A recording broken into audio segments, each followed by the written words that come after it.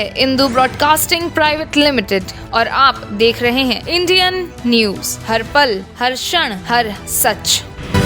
Bharatiya Janata party नगर मंडल ने सरगुजा जिले के खस्ताहाल सड़कों को लेकर अंबिकापुर में चक्का जाम कर विरोध प्रदर्शन किया।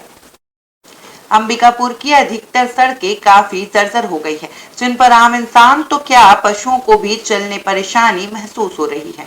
भारतीय जनता पार्टी के नगर मंडल ने शहर के लुचकी घाट में घंटों सड़क जाम कर सड़कों की दुर्दशा पर आक्रोश जताया। विरोध प्रदर्शन में शामिल भाजपा के सैकड़ों कार्यकर्ताओं ने शहर से लगे रायगढ़ व रामानुजगंज सहित कई बेहाल सड़कों के जल्द संधारण किए जाने की मांग रखी। केंद्र सरकार के द्वारा राष्ट्रीय राजमार्ग NH 43 के लिए 437 करोड़ की धनराशि की स्वीकृति प्रदान की गई और जिसका यह कार्य चल रहा है। किंतु जब से प्रदेश में कांग्रेस की सरकार आई है, राष्ट्रीय राजमार्ग के जो कार्य हैं वो अपने समय सीमा पे पूरे नहीं हुए, जिसके कारण आए दिन यहाँ दुर्घटनाएं घटित होती रहती हैं और लोगों को परेशानियों का सामना करना पड़ता है। भारतीय जनता पार्टी लगातार यह मांग करती रही है कि राष्ट्रीय राजमार्ग के काम जैसे पूरे देश में बहुत तीव्र गति से चल रहे हैं, वैसे ही कार्य हमारे अंबिकापुर और पत्थल गांव के बीच होने चाहिए थे। जो प्रदेश की सरकार और यहाँ के वर्तमान विधायक और मंत्रियों के द्वारा इसकी उपेक्षा के कारण यह कार्य अभी समय पर पूरा नहीं हुआ, जिसके कारण आज भारतीय जनता पार्टी नगर मंडल चक्का जाम के लिए बाध्य थी, जिससे आम नागरिकों को ये सड़क का निर्माण जल्द से जल्द पूरा हो और नागरिकों को सुविधा मिल सके। समय में हम लोग और भी बड़ा आंदोलन करेंगे। यदि वर्षा ऋतु से पहले यदि राष्ट्रीय राजमार्ग का कार्य बहुत तीव्र गति से प्रारंभ नहीं होगा तो हम बड़े आंदोलन के लिए बाध्य होंगे।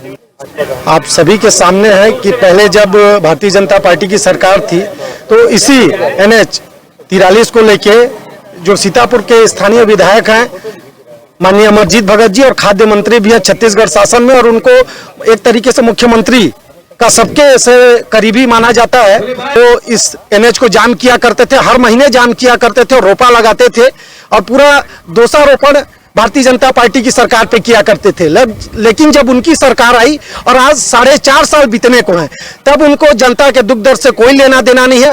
मात्र कमीशन खोरी के लिए वो नाटक नौटंकी करते थे और कांग्रेस में भ्रष्टाचार किस चरम सीमा पे है, आप सभी से मीडिया के बंधुओं से छिपा नहीं है।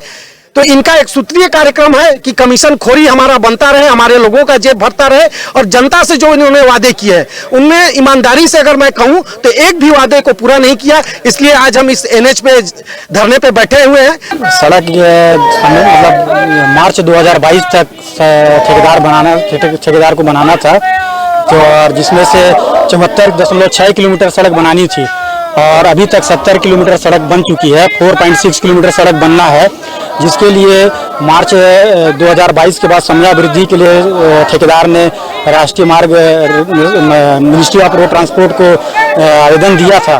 तो 8 महीने के बाद समयावृद्धि दी गई है दिसंबर 2022 में।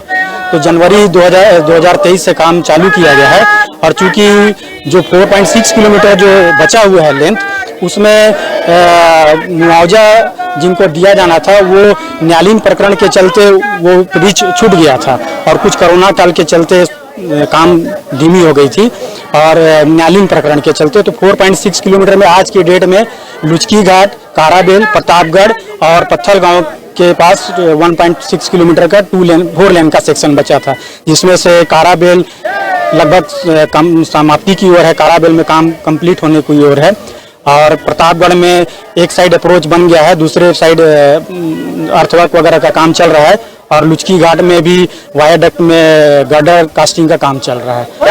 कब तक निर्माण कार्य पूरा हो जाएगा? मतलब मिनिस्ट्री ने इनको जुलाई 2023 तक दिया टाइम, 31 जुलाई 2023 तक। तो भी शुरू हो जाएगा ऐसे में निर्माण का नहीं तो सड़क निर्माण अप्रोच वगैरह का काम जारी है, बस वायाडक्ट का काम तो बरसात में भी चल सकता है।